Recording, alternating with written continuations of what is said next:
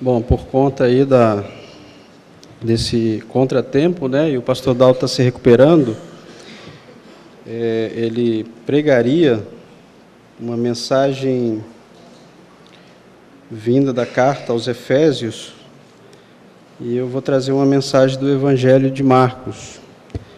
Então, assim, a mudança foi da água para o vinho. Então, vamos ver aqui o que é água e o que é vinho hoje, né? Então, eu convido vocês a abrirem suas Bíblias aí no Evangelho de Marcos, capítulo 12, verso 1 a 12. É um texto simples, é uma parábola, então toda parábola é simples, né? Fácil de entender, não tem nenhuma dificuldade aqui, pelo menos essa. Então é a parábola dos lavradores maus. O texto diz assim: Depois entrou Jesus a falar-lhes por parábola. Um homem plantou uma vinha, cercou-a de uma sebe, construiu um lagar, edificou uma torre, arrendou a uns lavradores e ausentou-se do país. No tempo da colheita, enviou um servo aos lavradores para que recebesse deles dos frutos da vinha. Eles, porém, o agarraram, espancaram e o despacharam vazio. De novo, lhes enviou outro servo, e eles o esbordoaram na cabeça e o insultaram.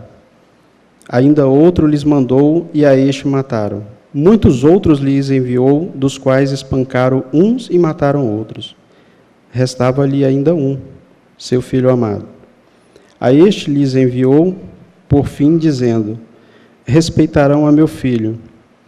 Mas os tais lavradores disseram entre si: Este é o herdeiro. Ora, vamos, matemo-lo, e a herança será nossa. E agarrando-o, mataram-no e o atiraram para fora da vinha. Que fará, pois, o dono da vinha? Virá, exterminará aqueles lavradores e passará a vinha a outros. Ainda não lestes esta escritura? A pedra que os construtores rejeitaram, essa veio a ser a principal pedra angular. Isto procede do Senhor e é maravilhoso aos nossos olhos.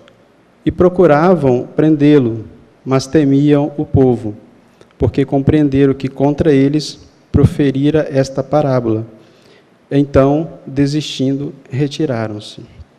Vamos orar? Senhor, nosso Deus, nosso Pai, use esse momento, ó Deus, todos nós aqui que estejamos atentos a esta reflexão, que o Senhor possa me usar como instrumento em Tuas mãos e que possamos compreender ainda mais a Tua palavra, Senhor. Que o Senhor esteja presente na nossa mente agora. Em nome de Jesus, amém, Senhor. Bom, então, a parábola ela é tão simples, né, e tão fácil que no final diz que os fariseus aqui, eles entenderam que a parábola era direcionada para eles, né. É interessante como Jesus comunica, né, a mensagem que ele quer passar, e durante a sua presença aqui na história, na nossa história da humanidade. Então, ele utiliza a parábola aqui como um método, como uma maneira de comunicar, né, princípios e verdades. Então, ele pode pegar uma história, a parábola, você pode pegar uma história da realidade e trazer de uma outra forma. Ela parece irreal, mas ela não é. Ela traz um sentido. E aí alguns até arriscam dizer que naquele contexto, lá na região da Galileia, em algumas partes da Galileia, e mesmo, principalmente ao norte da Galileia, havia ali muitos latifundiários, muitos fazendeiros, e eles faziam isso, arrendavam suas terras e saíam. Eles saíam fora do país, e o texto começa dizendo aqui que eles saíam fora do país, e deixavam lá, só retornavam na época da colheita, para pegar o que é seu. Então, chegava ali para os lavradores, ou meeiros, e pegavam o que lhe era da sua parte, né? Então, a partir daí, Jesus, contando essa parábola, ele traz várias figuras de linguagem aqui para a gente compreender hoje, né? Então, a primeira figura que a gente trabalha, né? E aí, quem estava ouvindo aquela parábola, quem estava ouvindo a mensagem de Jesus, sabia exatamente o que ele estava falando. E o ponto principal é que ele toca no discurso religioso, né, dos fariseus, escribas e os anciãos, né, que a gente encontra no capítulo anterior. Então, o primeiro versículo chama a atenção que um homem plantou uma vinha. Então, o cidadão foi lá, cercou toda a área, construiu lá um tanque de prensa de uva, né, levantou uma torre, e aí chamou uns lavradores lá, está aqui, eu vou sair do país. E a vinha aqui, a prova de que os seus ouvintes sabiam o que era, porque Jesus ele traz aqui uma referência a Isaías, capítulo 5, verso 7, porque o Isaías dá significado à vinha, né? Então, o próprio texto de Isaías, capítulo 5, verso 7, diz assim: porque a vinha do Senhor é a casa de Israel. Então, a vinha é a casa de Israel. Eles sabiam o que Jesus estava falando. Então, Jesus fez aqui uma analogia, né, descrita no livro de Isaías com o povo de Israel. Só que nós, hoje, sabemos, né, que houve aí uma extensão, né, dessa vinha, ou melhor, aqui no texto diz que ela foi dada a outros lavradores, né? Então, ela se estendeu a outros lavradores, e quem é a vinha hoje? A igreja. Então, a igreja de Cristo hoje é essa vinha, né? A nova vinha passa a ser a igreja de Cristo. Só que tem um detalhe, o dono continua sendo o mesmo. Deus continua sendo o dono da vinha, né? Então, a igreja é de quê, irmãos? A igreja é de Deus. A igreja não é minha e nem sua, ela é do Senhor. E aí no versículo, como seus ouvintes, aqui nós já identificamos os ouvintes, que eles eram aqui, né? Quem eram os lavradores? Arrendou a uns lavradores e ausentou-se do país, no versículo 1 ainda, né? Esses lavradores, Jesus estava falando com fariseus, com escribas e anciãos. Então, esses eram os ouvintes e esses eram os responsáveis pela condução do povo de Deus no templo. Eles eram os responsáveis pela condução do povo de Deus no templo. E aí diz lá que no tempo da colheita, que era o tempo em que o dono da vinha ia buscar a sua parte, ele enviou um servo para buscar a sua parte. O que eles fizeram? Bateram. E ele voltou de mãos vazias. Lá no versículo 3, no verso 3, no 4, enviou outro servo. O que eles fizeram? Insultaram, bateram também, né? E aí no versículo 5 diz que ele enviou muitos servos. Dessa vez foram vários servos. E o que eles fizeram? Esse monte de servos e muitos outros servos lhes enviou. Espancaram uns e mataram outros, né? Espancaram uns e mataram outros. Irmãos, o texto está tratando aqui, quando está falando de servos, está falando dos mensageiros de Deus no Antigo Testamento. Está falando dos profetas. Então, Deus enviou profetas àquele povo. E o que eles fizeram? Espancaram, bateram, mataram. Então, para vocês verem como é fácil, né, entender essa figura de linguagem. Então, se havia a casa de Israel, os servos que foram expulsos e alguns morreram, são quem? Os profetas. Então, foram enviados para profetizarem. E aí eu fico pensando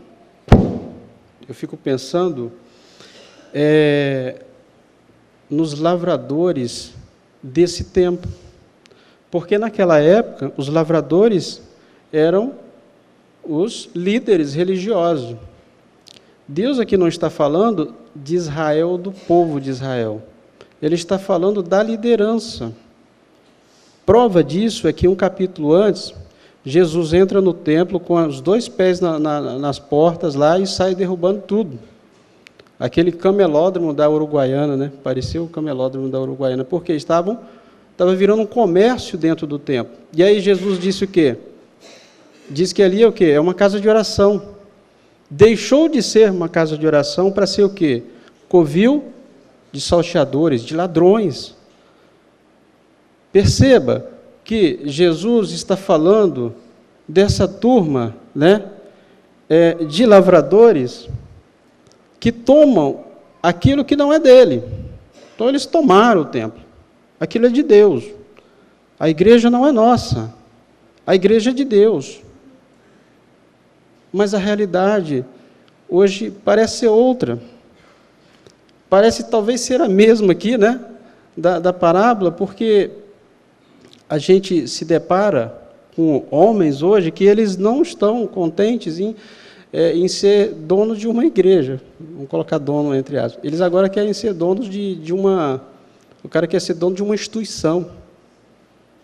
O cara se declara apóstolo, se declara, sei lá, uma linhagem direta com Abraão, com os patriarcas, né?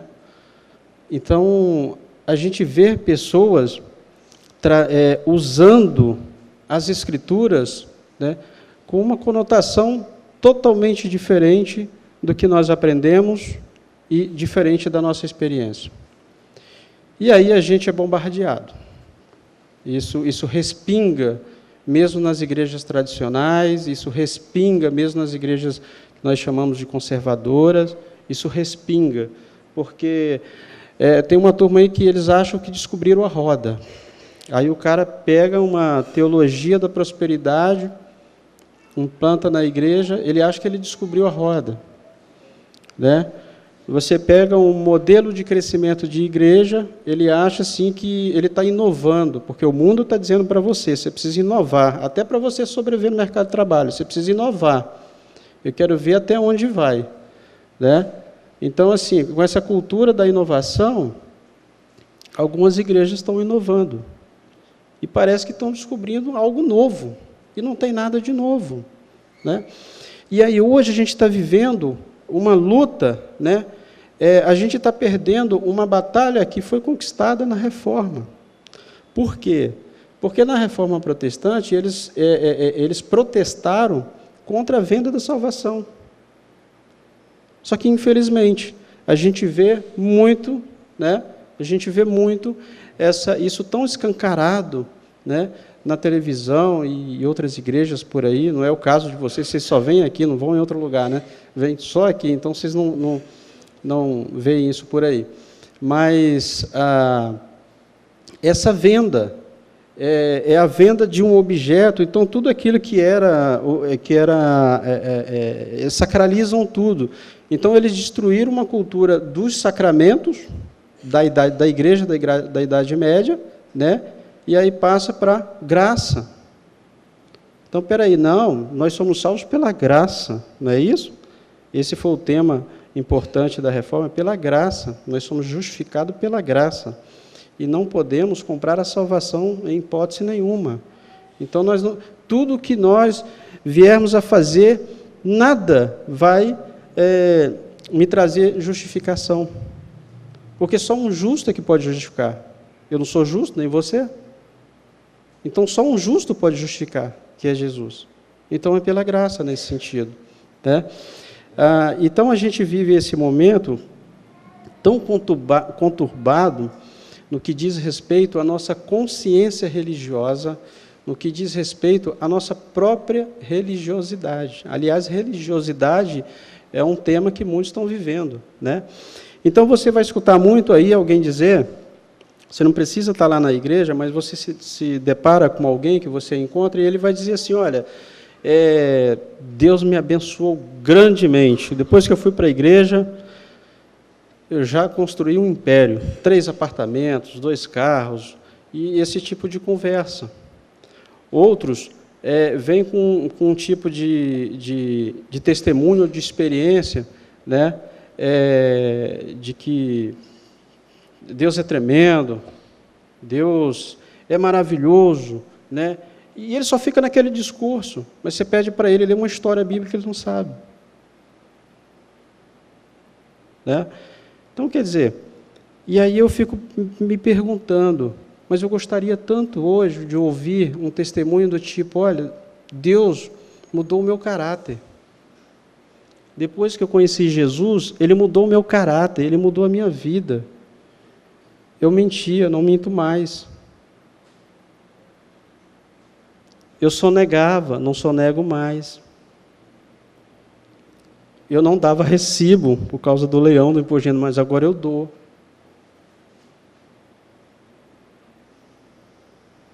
Eu ficava fazendo fofoquinha, não faço mais.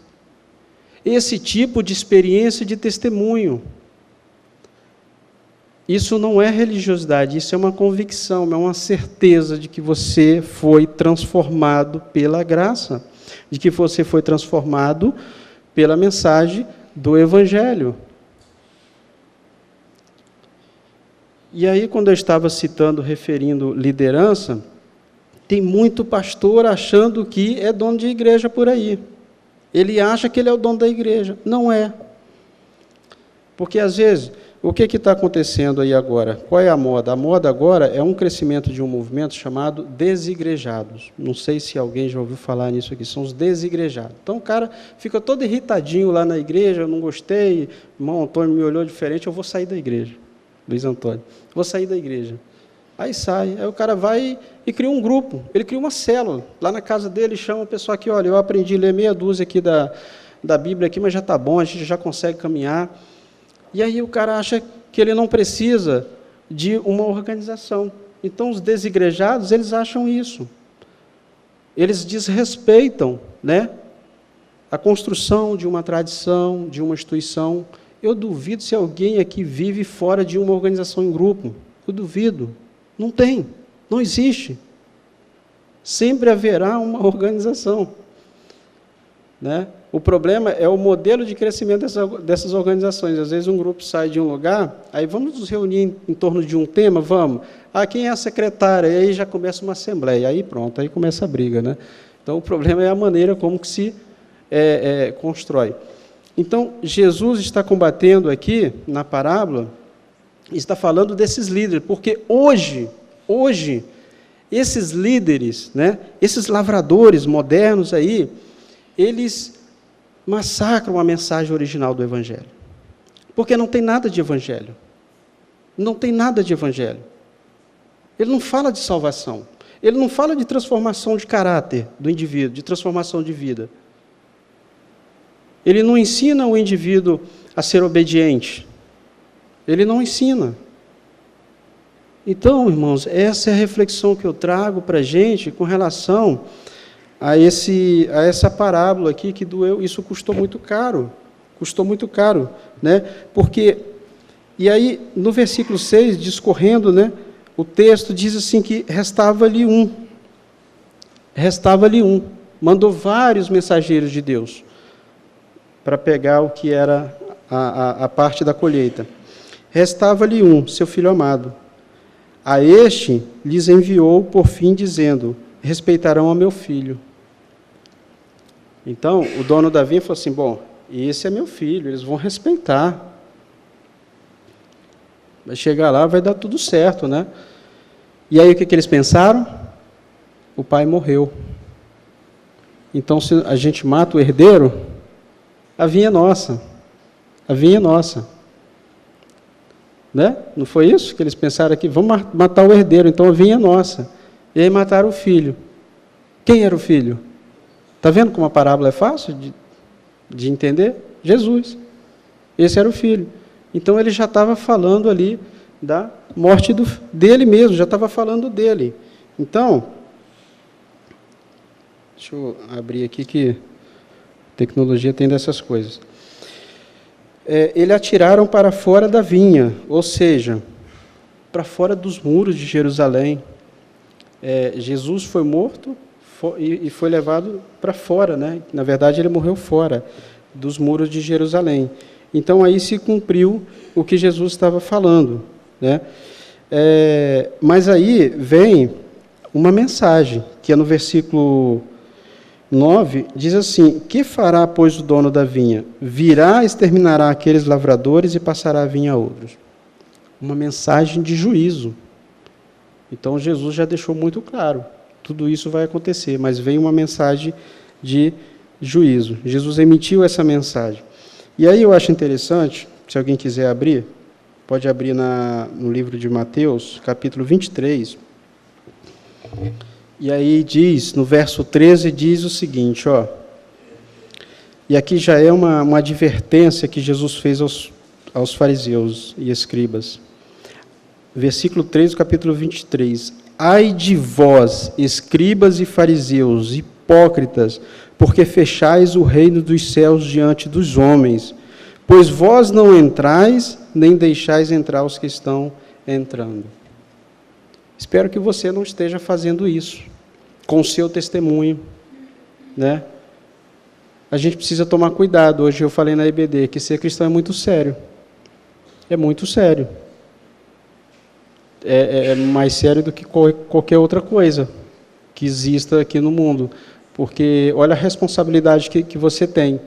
Então, se você está portando algo ali que não é, de fato, o evangelho genuíno, o evangelho que traz salvação, né, e mudança de vida, mudança de caráter, se não for esse evangelho, você vai estar levando outra coisa. Onde você aprendeu? Então, o que eles estavam fazendo? Eles estavam truncando, mas é isso que acontece. Essas brigas, essas discussões que a gente tem a respeito de uma doutrina XY, só leva a isso. Ainda mais quando está sendo na frente de outros, né? E o outro deve falar assim, eles não estão se entendendo, eu estou fora. É mais ou menos isso. Eles não estão se entendendo aí, se dizem evangélicos e não estão falando a mesma coisa, eu estou fora disso aí. Então, isso é muito importante, olha a gravidade, né, do meu testemunho e do seu testemunho. Então, os fariseus, eles não deixavam, eles fechavam o reino dos céus diante dos homens. E aí, no verso 23, né, no versículo 23 até o 35, diz assim, ó, 23, 33, na outra folha minha aqui, ó. Serpentes, raça de víboras, como escapareis da condenação do inferno? Então já é uma mensagem de juízo. Por isso, eis que eu vos envio profetas, sábios e escribas. A uns matareis e crucificareis, a outros açoitareis nas vossas sinagogas e perseguireis de cidade em cidade. Tudo isso aconteceu para que sobre vós recaia todo o sangue justo derramado sobre a terra. Para que sobre vós recaia todo o sangue justo derramado sobre a terra. E aí Jesus termina dizendo, ele conclui no verso 10, dizendo que a pedra que os construtores rejeitaram, essa veio a ser a pedra principal, o fundamento. Então, Jesus é o fundamento da nossa fé. Ele é o fundamento de tudo. E aí muitos tropeçarão nele, no sentido de rejeitarem. Aquele que rejeitar a pedra principal serão julgados. Então, Jesus fez uma alusão de si mesmo ao texto de Salmo 118, 22. Esse texto está lá. Mostrando que ele é a pedra angular para uma nova vinha. Isso inclui o povo de Israel e também os gentios. E aí a mensagem chegou até nós, né? Então ela não ficou, a salvação não ficou exclusiva ao povo de Israel, mas ela foi estendida a todos os povos. E aí no verso 9, o Jesus diz assim, ó, passará a vinha a outros. Virá, exterminará aqueles lavradores e passará a vinha a outros. Então, esses lavradores não deram conta. E aí, por isso, essa nova vinha, nós vivemos nessa nova vinha, que é a Igreja de Cristo. Com a nova aliança em Cristo, a salvação chegou até nós? Chegou pela graça. Chegou pela graça, e por isso estamos aqui. Por isso cantamos, né? Maravilhosa graça, porque ela nos alcançou, essa graça nos alcançou. E nós devemos continuar anunciando a mensagem de salvação, mesmo que ainda haja rejeição. Essa é a nossa missão, de continuar pregando essa mensagem de salvação, ainda que haja rejeição por muitos, mas não podemos deixar de anunciar aquilo tão bom que mudou a minha vida e a sua. Olha para você, olha para a sua história, o seu passado, o que você era. Então tudo se fez novo, pela graça de Jesus. Amém, irmãos?